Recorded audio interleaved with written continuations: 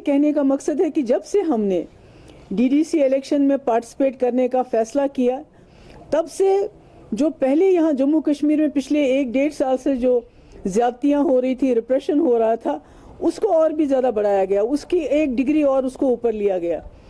آپ کو میں نے پہلے بھی کہا ہے کہ جیسے ہمارے جو کینڈیڈیٹس ہیں، جو پی ایچ ڈی کے کینڈیڈیٹس ہیں، ان کو باہر نہیں جانے دیتے ہیں، ان کو کہیں بند رکھا ہوا ہے، جو گھروں میں ان کو کیمپین کے لیے جانے نہیں دیتے۔ مجھے سمجھ نہیں آتا ہے کہ یہ کیسا الیکشن ہے جس میں آپ کینڈیڈیٹ کو ہی کنویسنگ کے لیے جانے نہیں دے رہے ہو، تو وہ کیسے لڑے گا، وہ کیا کرے گا؟ پوری جمہوریت کا انہوں نے مذاق بنا رکھا ہے۔ پورے ملک میں جو ہے اس وقت ایک اندھا قانون چل رہا ہے۔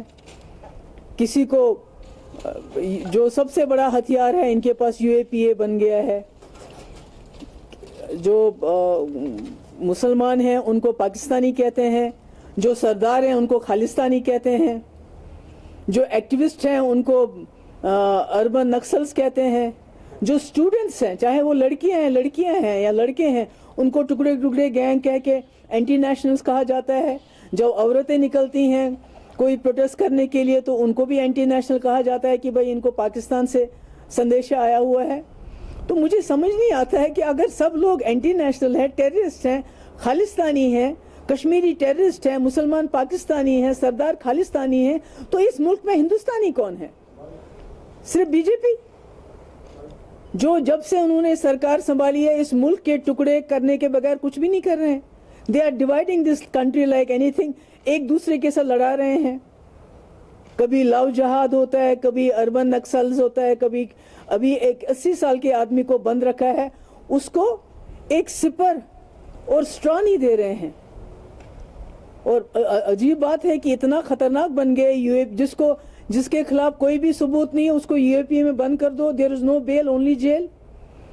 تو یہ کیسے چلے گا؟ ابھی اسی کو ہم سہ رہے تھے تو اوپر سے روشنی کیا ہے؟ روشنی واز اے اسکیم، پر اس کو اسکیم بنا دیا۔ جو اصلی ان کا اسکیم ہے، جو الیکٹورل بانڈز کا ان کا اسکیم ہے، اس کو کھولے نا۔ اس میں تو سپریم کورٹ پچھلے 1.5 سال سے ہیئرنگ نہیں دے رہا ہے۔